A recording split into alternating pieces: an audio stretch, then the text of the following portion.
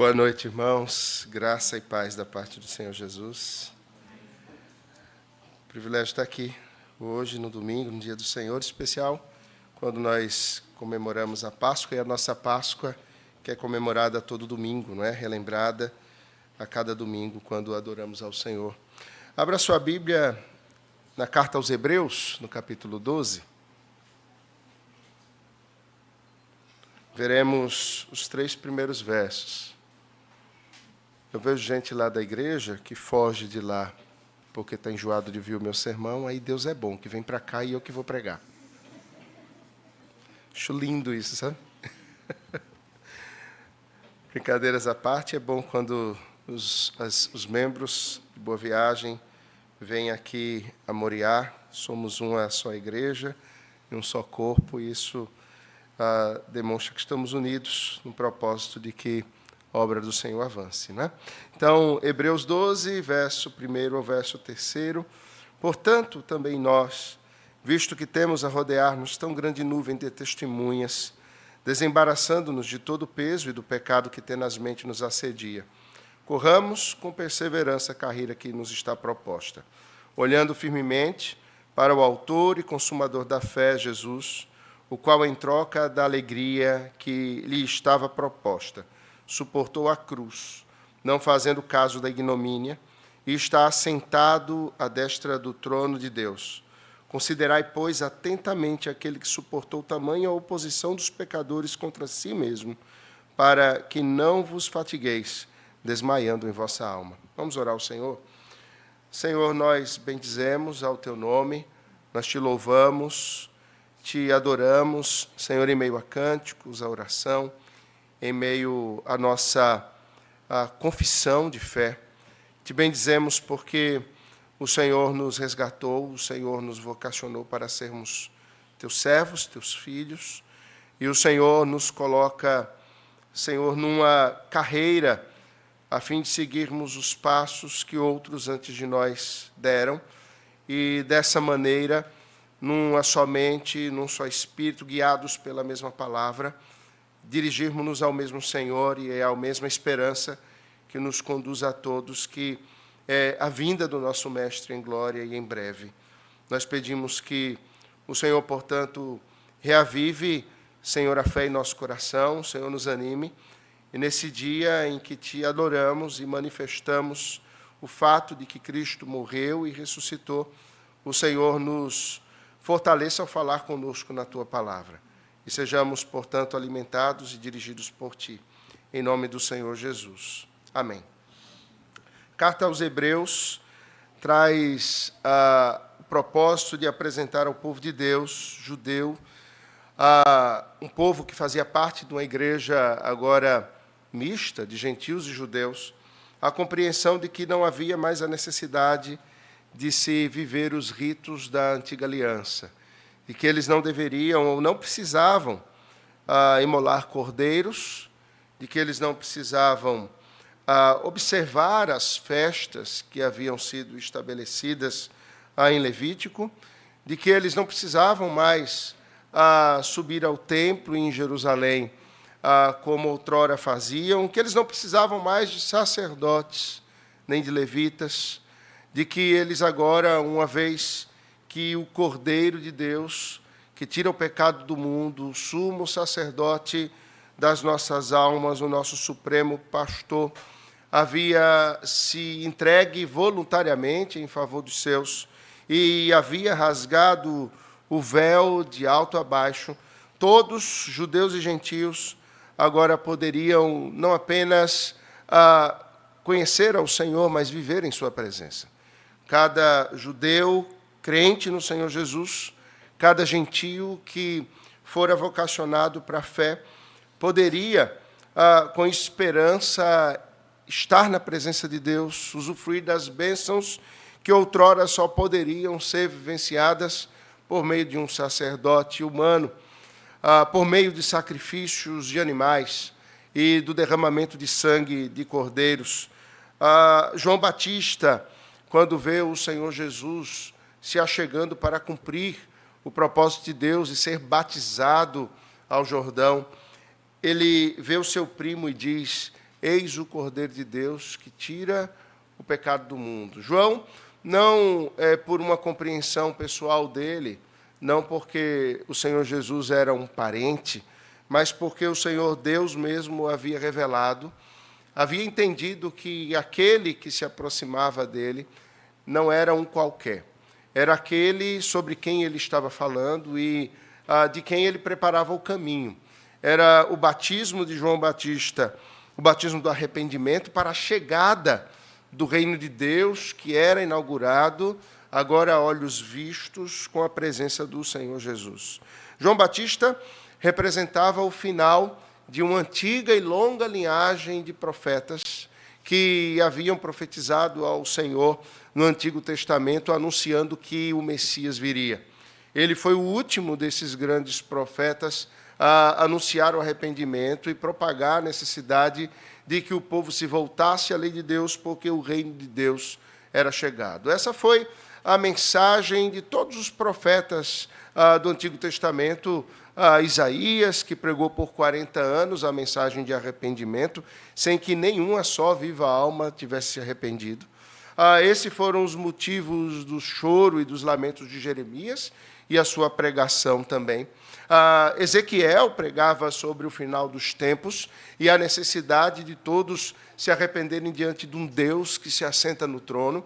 Os profetas menores falaram amplamente sobre isso, especialmente o profeta Joel, dizendo que o reino de Deus viria e era necessário que não se rasgassem as vestes, mas que se rasgasse o coração em arrependimento, porque o Messias e o seu reino estavam próximos. Agora, o Senhor Jesus já havia chegado, e uma igreja deveria compreender que não havia o que ela poderia fazer que agradasse ao Senhor. Agora, havia se apresentado, se revelado diante dos homens, de todos os olhos e também de Deus, que cumpriria tudo aquilo que era necessário para que o homem pudesse estar na presença de Deus, de sorte que todos aqueles que nele se refugiassem estariam, portanto, vivendo na presença, diante dos olhos de Deus, e usufruiriam também das bênçãos, daquelas bênçãos que eram exclusivas inicialmente aos levitas, que não tinham posse nessa terra, que se alimentavam daquilo que o Senhor, com a sua providência, distribuía das demais tribos para eles. Nós podemos experimentar, assim, irmãos, a providência de Deus, na medida que compreendemos que, como os levitas outrora foram separados como uma nação de sacerdotes, nós fomos separados como um povo de sacerdotes, como uma nação que vive diante de Deus, e um povo que não se coloca embaixo de uma bandeira humana ou de estruturas que sejam pensadas pelo ser humano, ou fronteiras que sejam humanas, ou na força humana, mas que se refugia no Senhor e que tem uma bandeira. A bandeira, se poderíamos ter uma bandeira confeccionada por mãos humanas, seria aquela bandeira dos morávios, a do Cordeiro vencedor, a do Cordeiro que carrega a cruz e mostra a graça e o poder de Deus diante de todos os homens. Pensando nisso, o escritor aos Hebreus ele fala de uma longa linha de homens e de mulheres que esperaram esse dia em que o Cordeiro de Deus viria, e homens que acertaram e que erraram ao seu tempo. O capítulo anterior a este capítulo 12, ele traz aquilo que nós conhecemos de a galeria dos heróis da fé. E muitos destes que estão representados ali, poderíamos observar e perguntar, seriam eles, de fato, heróis? Eles, muitas vezes, se parecem muito mais com anti-heróis. Eu sei que o pastor Léo pregou recentemente aqui o livro de Juízes, e eu tenho que parabenizá-lo, porque você terminou muito rápido esse livro. Eu levei uns 2 anos para concluir, mas eu sou prolixo, e tu és o Augusto Nicodemos da Moriá, que consegues pregar com profundidade e concisão, algo que eu não consigo. Então, vai nessa força que Deus te deu, bênção. Não é? E nesse livro de Juízes, eu sei que podemos observar heróis como estes. Imagine Sansão na galeria dos heróis da fé. um homem que, na maior parte da sua vida, caminhou longe dos caminhos do Senhor, e um herói da fé, um juiz de Israel, em que vemos não a sua fidelidade, não a sua vida de piedade, mas vemos a providência de Deus mesmo na vida daqueles que não são tão fiéis assim. E a gente pode olhar para Sansão, e não sei você, que é melhor do que eu, mas pelo menos eu olho para ele e digo assim, ufa, se houve esperança para ele, é para mim também. Ou observamos um Jefté, que faz um voto precipitado. Já passou por Jefté, já, né? Então posso falar. Não tem spoiler. Jefté, que faz um voto precipitado, e eu não sei qual foi a linha que o pastor Léo seguiu aqui, eu defendo que a filha dele foi sacrificada mesmo. Alguns defendem que ela foi separada para a primeira, digamos assim, freira cristã, evangélica de todos os tempos, né? Teria sido a filha de Jefté, ela não teria se casado. Mas a gente vivia ali uma época tão terrível de Israel, numa espiral descendente. Aquilo ali já fazia parte do final dos juízes de Israel e, portanto, sacrificar uma pessoa seria muito possível, tendo em vista o afastamento que eles tiveram dos caminhos do Senhor. Depois a gente vai ver o que acontece naquele episódio da Guerra Civil com os benjamitas, quando meninas são sequestradas, ou nós vemos o caso do levita e sua concubina, uma das piores histórias, um dos piores momentos mais baixos da vida do povo de Deus. E nós olhamos para tudo isso e dizemos, há salvação para esse tipo de gente. É possível que haja esperança para esse tipo de pessoa, que age dessa forma e ainda se coloca sob a bandeira de Deus, sob a bandeira do Evangelho. Esses não são hipócritas, não são falsos, ou como costumamos dizer, crentes carnais. De fato, nós observamos nas Escrituras essa espiral, ora o povo de Deus se lembra do Senhor e se volta a Ele em clamor, dependendo completamente dele e pedindo que o Senhor os salve e os liberte. Ora, o povo de Deus se esquece do Senhor e se lança a uma vida autodefinida, autogerida, e elege para si ídolos e sacrifica esses ídolos, e a mão do Senhor, muitas vezes sequer pesa, ela simplesmente se encolhe, e eles deixam de serem abençoados por Deus. O livro de Hebreus, eu imagino, o seu escritor apresentava esses heróis da fé muito mais para humilhar e mostrar como era o coração daqueles que estavam sob a vocação de Deus. Que se não fora aquele Cordeiro de Deus, aquele segundo Adão, perfeito, Cristo, que subira voluntariamente ao madeiro, no Gólgota, entregando-se a si mesmo em favor dos seus, nós estaríamos perdidos. Olhando para essa realidade, então, o escritor dos Hebreus ele chega a uma conclusão momentânea, quando ele diz, portanto, nós observamos essa estrutura no início do verso 1 do capítulo 12, o que faz com que isso que vamos pensar, apesar de estar no início do capítulo 12, em conclusão, tudo o que foi dito antes, tem a ver com essa caminhada, tem a ver com essa jornada de homens e mulheres que foram vocacionados pelo Senhor, no que eles caminharam, em que esperança eles caminharam, o que os levou a fazerem parte de uma lista de heróis da fé, eles que ultrapassam séculos de distância entre si, homens e mulheres que não se conheceram, que não cruzaram um caminho na terra, que não deram-se as mãos fisicamente numa jornada, mas que fazem parte de um mesmo povo, que fazem parte de uma mesma jornada e que seguem uma mesma bandeira. E um primeiro aspecto que eu quero pensar com você, tendo em vista essa realidade, é que nós não estamos sozinhos. Nós não somos um povo isolado no meio da história. Nós somos o elo de um povo que percorre desde o Éden e não se acabará, adentrará na eternidade. Um povo que crê numa mensagem que é passada de geração em geração. Se há algo que é passado como uma herança futura e que tem imenso valor, é o Evangelho. Enquanto muitos buscam amealhar riquezas e juntar recursos e ter o que deixar para os filhos, a maior riqueza que podemos deixar não são os bens materiais. Não é a nossa riqueza, mas é o ensino do Evangelho. Nós recebemos isso.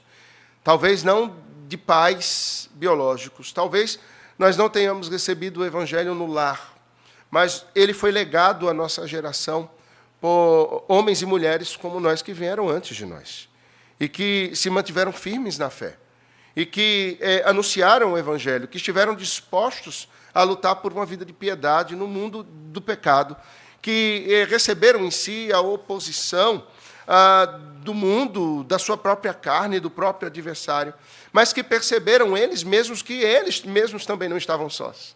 Eles podiam olhar também para uma longa linha de vultos, de heróis e de heroínas que haviam vindo antes deles, e eles tinham, então, a oportunidade de observar os seus passos, aprendendo com os seus erros e aprendendo com os seus acertos, mas, sobretudo, aprendendo que nenhum deles conseguiu agradar a Deus por si só ou pelos seus próprios méritos, que todos eles, na realidade, foram alcançados pela graça de Deus, mesmo no Antigo Testamento, que cada um deles foi dirigido por uma grande mão invisível, conduzida pelo Espírito Santo de Deus, que cada um deles viveu e morreu aguardando a promessa que nós, de maneira privilegiada, já vimos. Cristo veio, ele padeceu e morreu em nosso lugar, e o túmulo está vazio.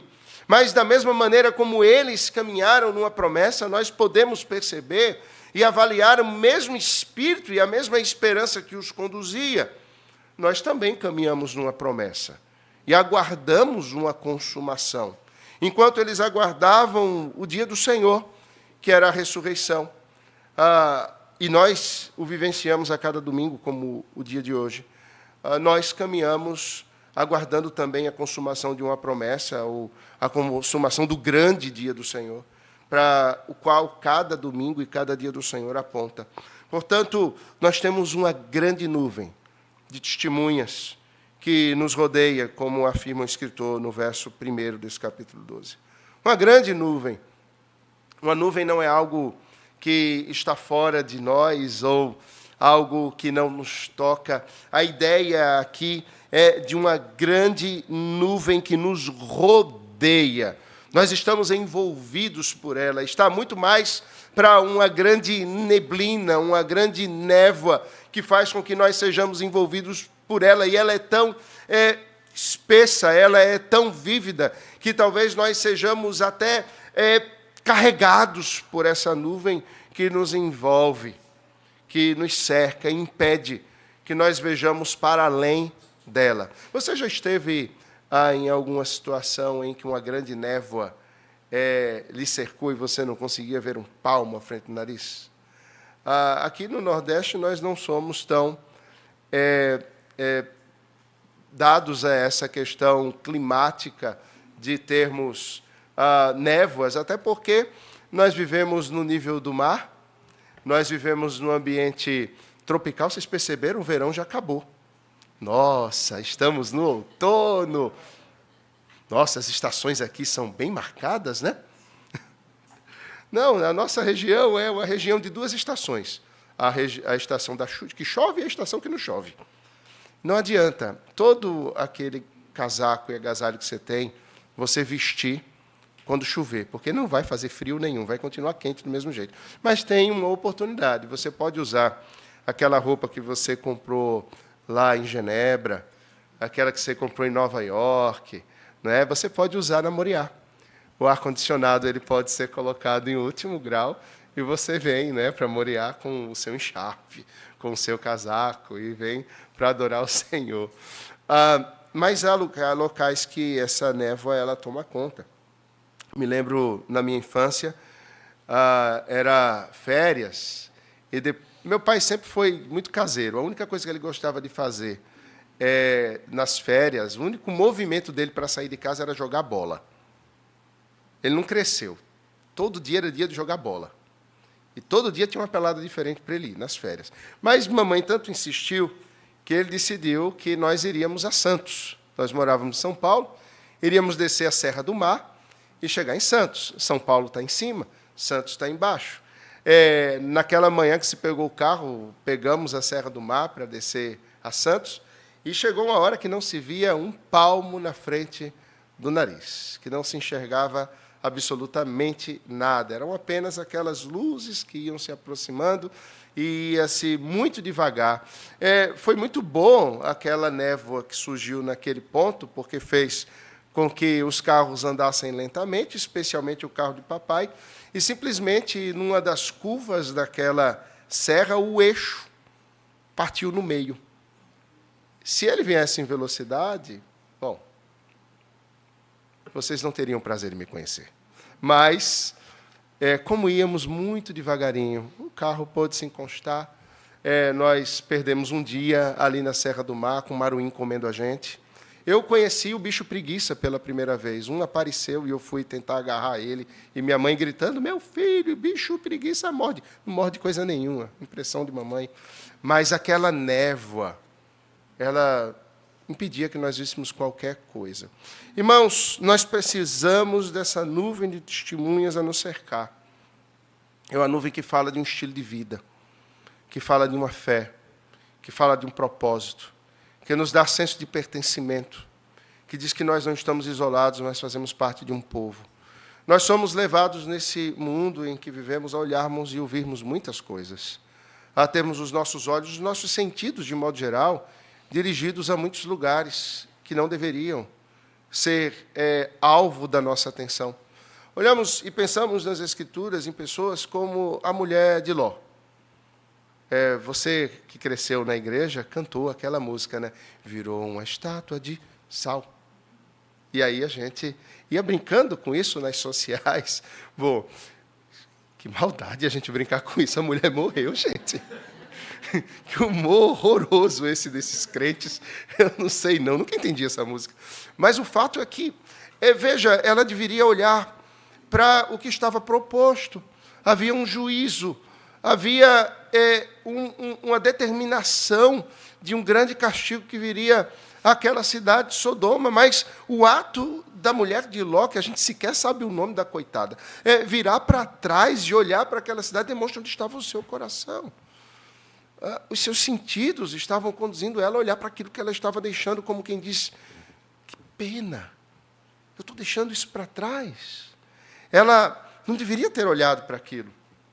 Recentemente, a gente fez uma viagem, né, com vários irmãos presbiterianos, irmãos batistas, e fomos a Jerusalém. E, em Jerusalém, entramos numa estrutura que foi recentemente descoberta, o Palácio de Davi. E uma das estruturas que é mais bem percebida nesse palácio é o terraço dele. E que profunda tristeza a gente chegar naquele terraço e vermos aquelas casas abaixo do palácio, e ali eu fiquei pensando, um dia Davi chegou aqui e olhou para onde não deveria olhar, e fez o que não deveria fazer, e foi um passo após o outro. Nós olhamos para os próprios discípulos, quando estão atravessando o mar da Galileia com eles. É um lago, você vê o outro lado. É grande, é bonito, mas não é tão longo assim. Sim, as tempestades vão ali, aquele lago é perigoso, ele puxa todas as embarcações para o meio, vem um vento, como a gente diz aqui no Nordeste, um vento encanado. E ele vem das montanhas de Golã, e ele entra assim no mar da Galileia e faz com que os barcos ali, de repente, venham a naufragar assim. Mas Jesus estava presente. Em 2 oportunidades, pelo menos, eles vêm e estão com o Senhor Jesus no barco. Numa delas, eles viram o Senhor Jesus vencer uma legião de demônios. Recordam disso? Jesus chegara em Gadara e havia um homem que ficava acorrentado no cemitério da cidade. E muitas vezes ele quebrava aquelas correntes. E quando o Senhor Jesus chega, os espíritos maus que estão naquele homem se manifestam, porque era chegado o reino de Deus e eles não suportavam isso. E eles, então, se dirigem a Jesus, e Jesus permite que eles saiam daquele homem. Era uma legião, eram centenas de demônios que havia naquele homem. O Senhor Jesus, com uma palavra, vence o inferno inteiro. Eles entram no barco e, em algum momento, eles estão preocupados, amedrontados, porque a tempestade vem. Eles deixam de perceber que o Senhor da vida estava com eles. E o espanto deles, quando vem o Senhor Jesus acalmando a tempestade, calando o mar. Em outro episódio, eles estão no barco com o Senhor Jesus e a discussão deles é porque não tinha pão para comer. Mas Jesus tinha multiplicado pela segunda vez pães e peixes algumas horas atrás.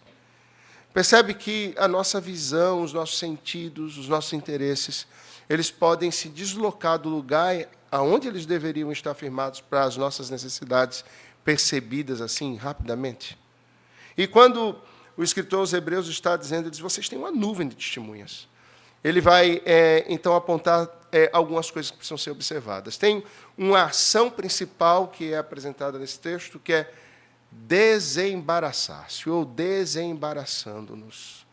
Ele diz que, tendo essa nuvem de testemunhas, esse modelo de vida que rege a todos os homens e mulheres vocacionados pelo Senhor, então, a necessidade de nós mesmos nos desembaraçarmos do peso e do pecado que tenazmente nos assedia, tenazmente como atenaz, algo que nos fere, algo que está diante de nós como posto por outro para nos levar ao medo, para nos amedrontar, como um ferro quente querendo nos ferir.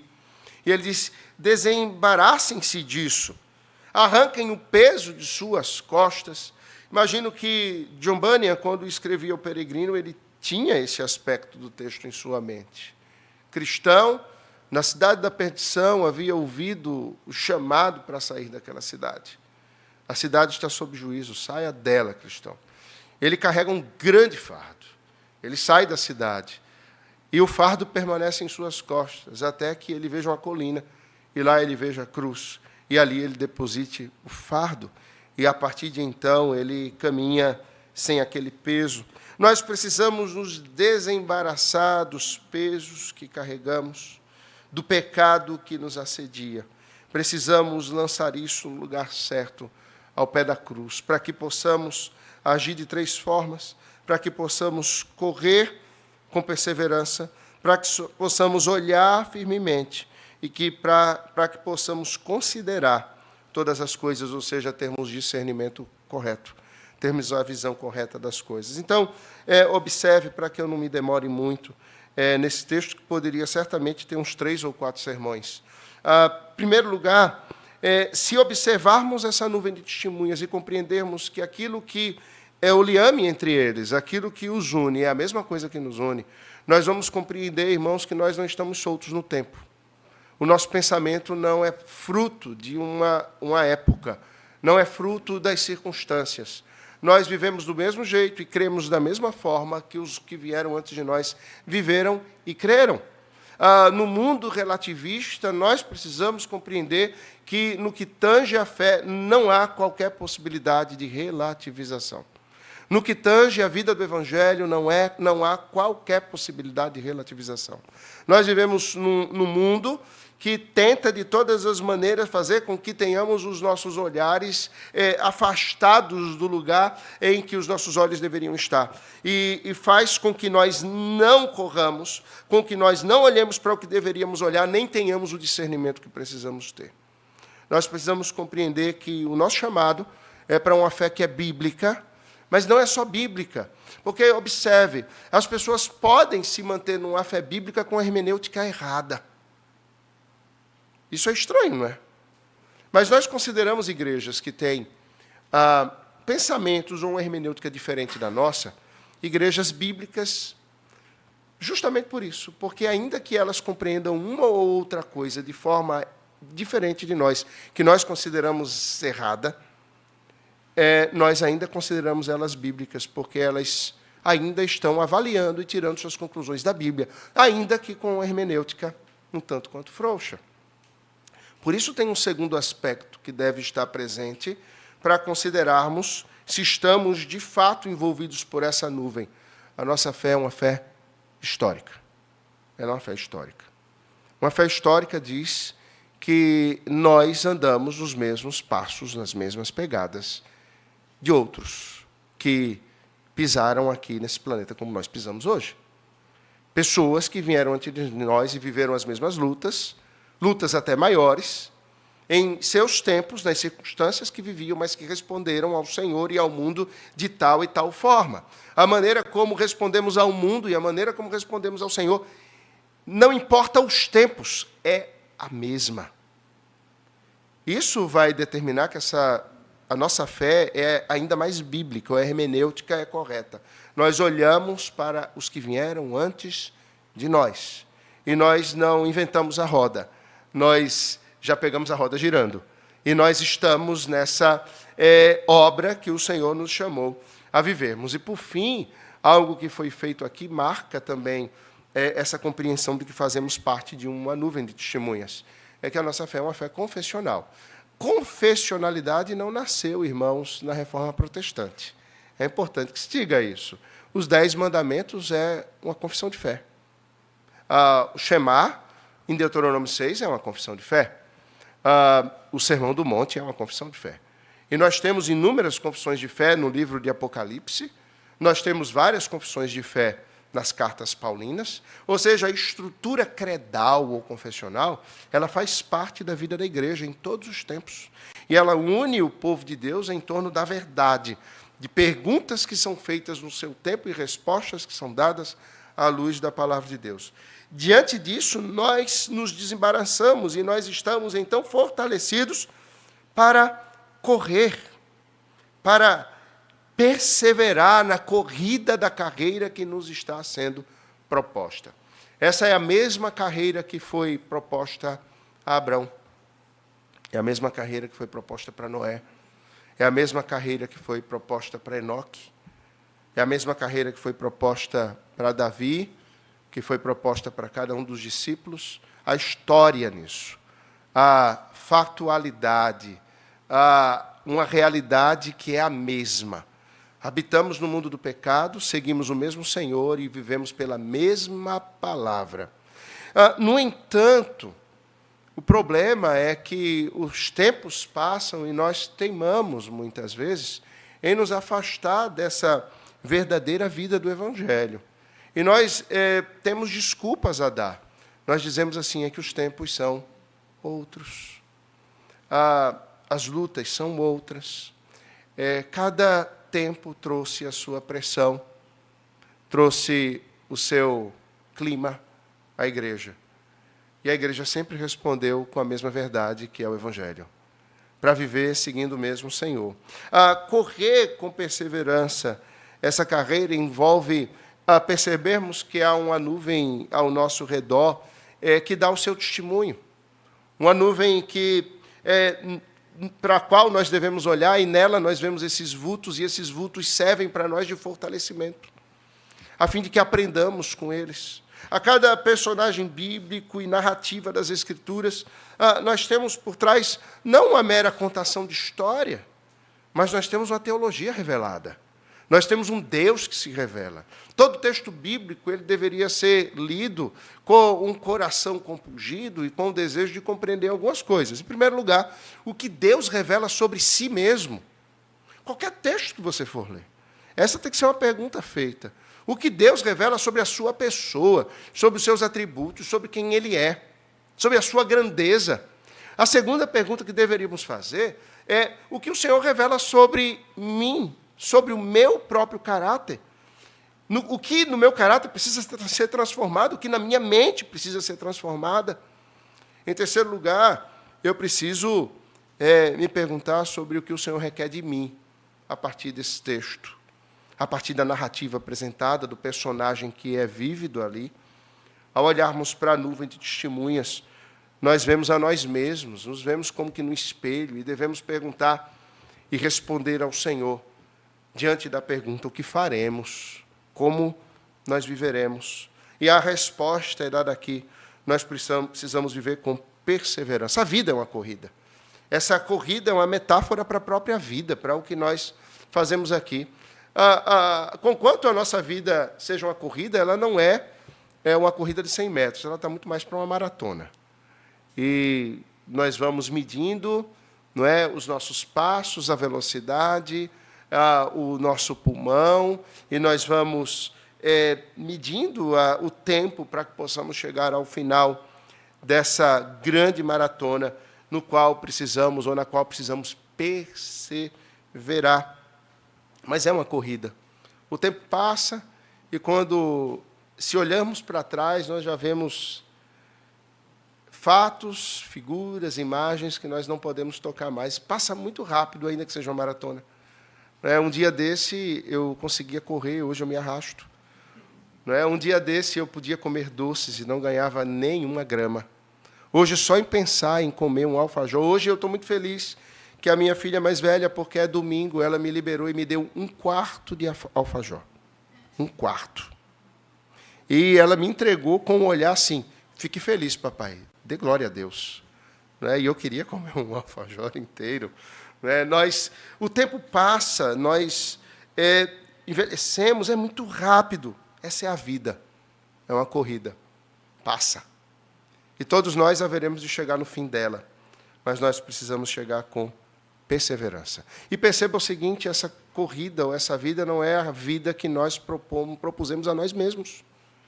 O texto diz que essa é uma carreira que nos foi proposta. Por quem? Foi proposta pelo governo? Foi proposta pelo pastor? Foi proposta pelos seus pais? Muitas vezes é assim que as pessoas vivem. Elas vivem na persecução de uma vida que foi proposta pelos pais deles. Os pais fazem planos, os pais imaginam coisas, os pais preparam os filhos para que eles sejam isso ou aquilo. Os orientais vivem nessa crise, em busca do reconhecimento dos seus pais. E os pais nunca reconhecem os filhos naquilo que eles gostariam de ser reconhecidos.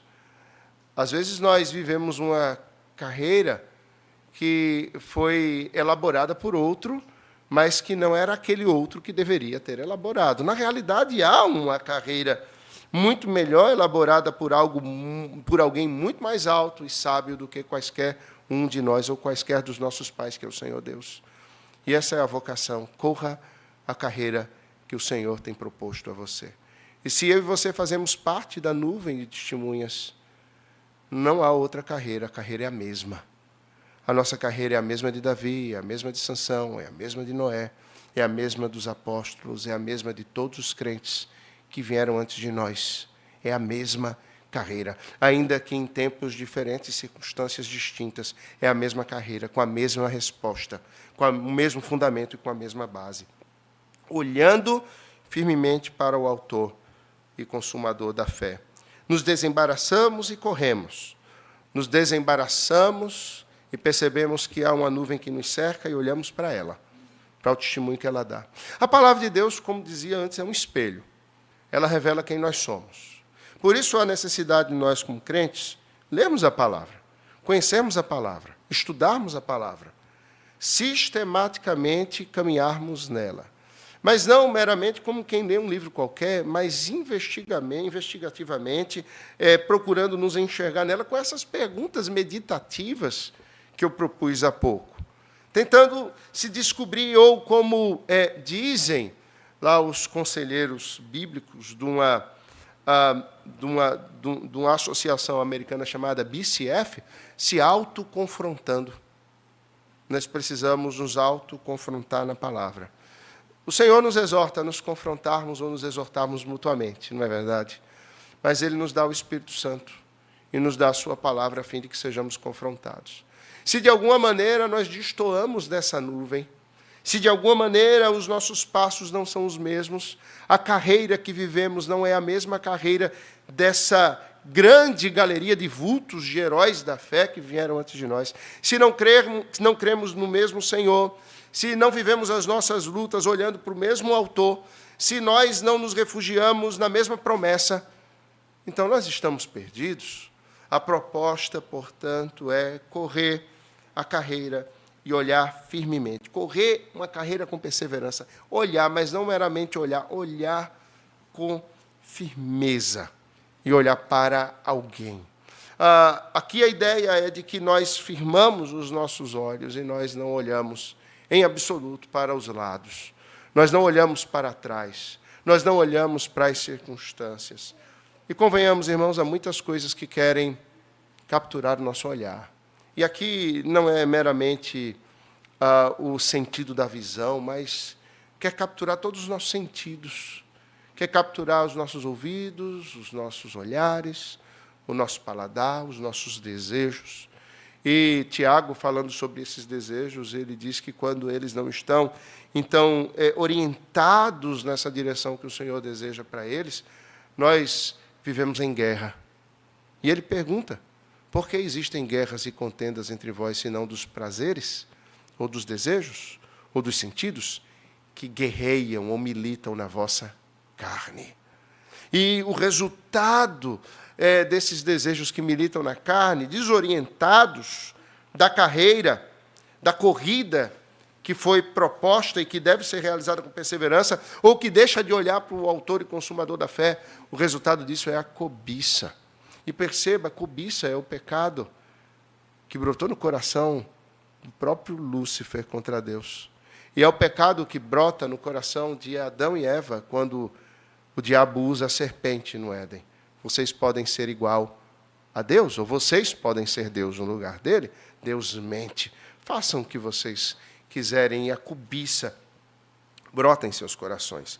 Irmãos, se não olharmos firmemente para o autor e consumador da fé, nós nos perderemos. Nós tentaremos seguir atalhos, e os atalhos nos levarão a castelos de gigantes que querem nos devorar. Pelo menos é isso que John Bunyan pinta e o Peregrino. Os atalhos nos levarão para, na realidade, desvios, e nós nos veremos perdidos. Nós precisamos olhar firmemente para o autor, e só há um caminho, é ele. Ele mesmo afirma sobre isso, eu sou o caminho, a verdade e a vida. Quando a Páscoa é celebrada no nosso século, há tantas coisas, as pessoas vão às suas novenas, elas não comem carne, é um bom momento para os pescadores, não é? É um bom momento para a indústria de chocolate, maravilhoso, não é? Mas, na realidade, a Páscoa não é compreendida como nós deveríamos. A Páscoa tem a ver com essa captura do coração, essa captura do nosso olhar e do nosso estilo de vida. Nós olhamos para a cruz. Quando Cristo foi crucificado, todos correram a ver o que acontecia na Via Cruz. Todos correram para ver o que estava acontecendo e todos aguardaram. Os sentidos de todos foram capturados porque o céu escureceu e a terra tremeu. Ninguém escapou de perceber que algo extraordinário estava acontecendo e por acontecer. Da mesma maneira, querendo ou não os homens olharem para o autor e consumador da fé, todo olho o verá, no final das contas. Importa que nós olhemos para ele já, e sigamos esse autor e consumador da fé já. Porque quando ele vier em glória e todo olho o vir, já será tarde demais. Nós precisamos olhar para o autor e consumador. E me lembro, quando penso nessa questão do olhar de uma mulher, uma irmã de uma outra igreja, que me procurou anos atrás, e ela dizia assim: pastor, eu estou para divorciar-me do meu marido, não dá mais para permanecer casada com ele. E eu digo, por quê? Ela havia sido encaminhada por um pastor que havia sido meu aluno, pedindo para eu ajudar o casal. E ela foi, e ela disse: olha, pastor, não dá para permanecer casada porque os olhos dele não param quietos. Eu imaginei aquele cara que fica com o olho assim, né? Como assim? Aí diz, ele não pode ver uma mulher passando, que o olhar dele é capturado por essa mulher. Ele olha no retrovisor, ele olha no espelho, ele vira o pescoço. E a gota d'água foi quando, recentemente, eu disse a ele assim: pare de olhar para as mulheres. E ele olhou para mim, um homem crente, e ele olhou para mim e disse assim: olhe para os homens também, o que é bonito é para ser visto.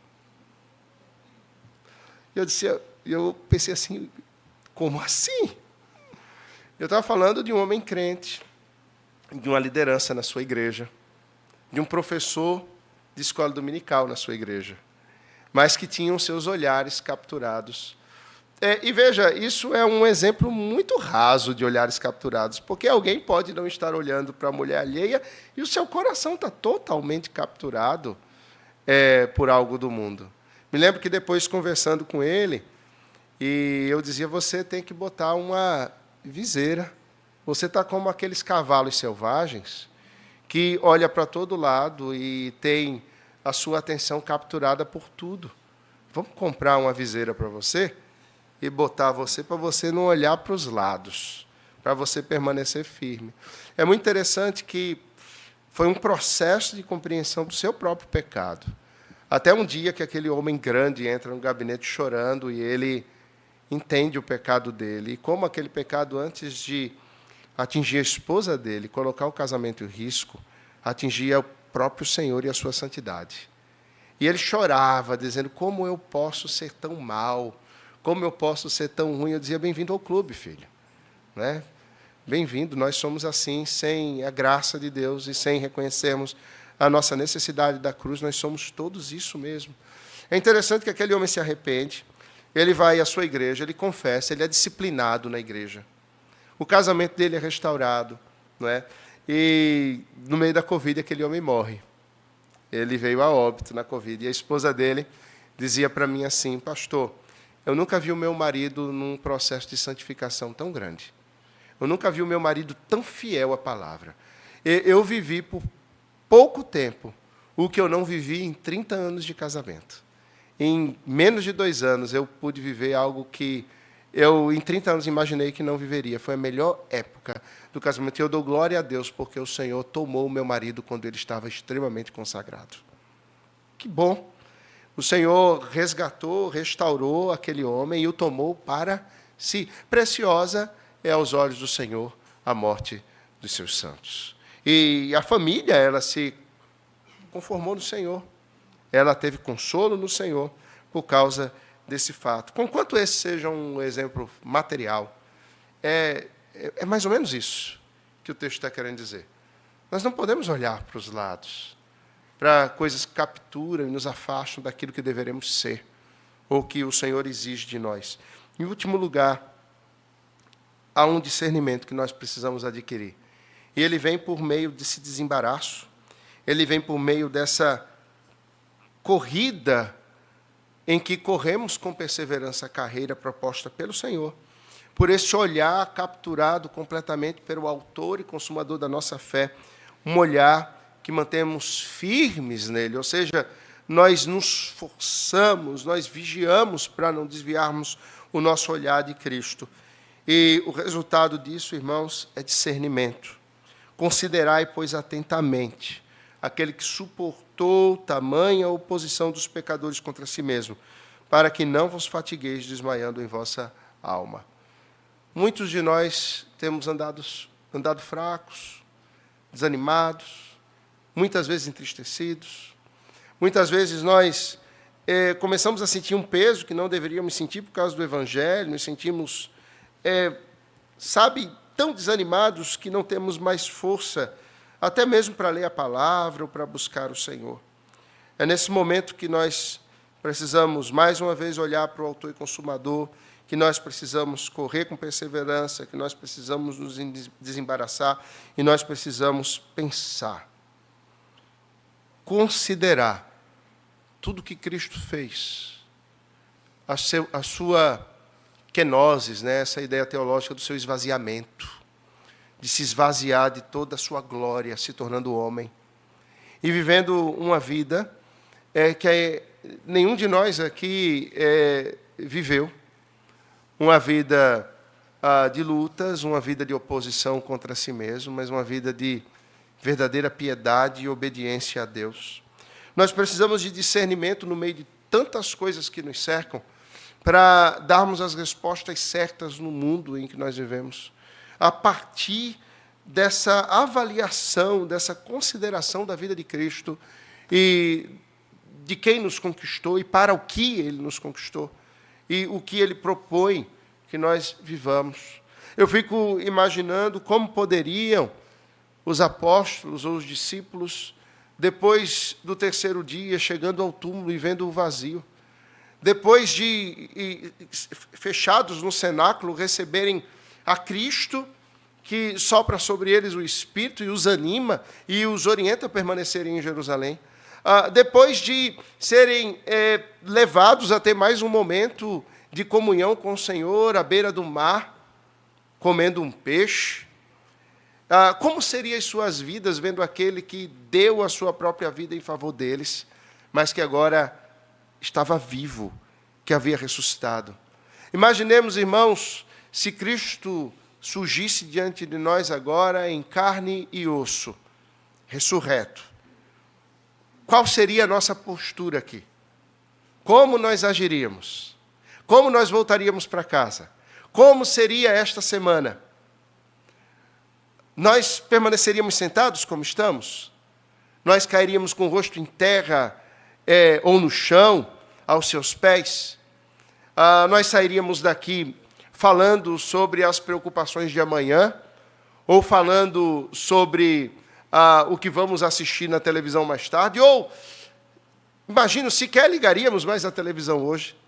Nós entraríamos no carro e a nossa conversa toda se daria em torno daquele que acabamos de ver, daquele que acabou de nos visitar, daquele que acabou de vivo estar diante de nós.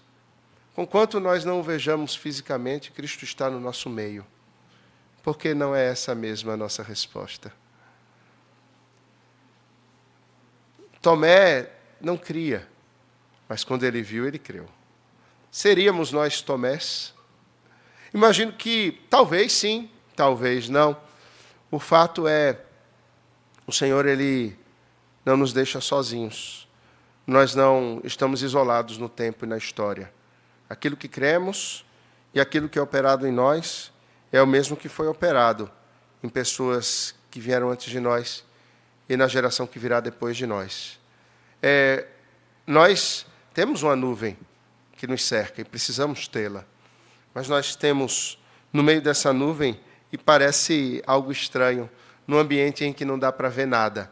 A única e o único que consegue se colocar visível diante dos nossos olhos é o autor e consumador da nossa fé.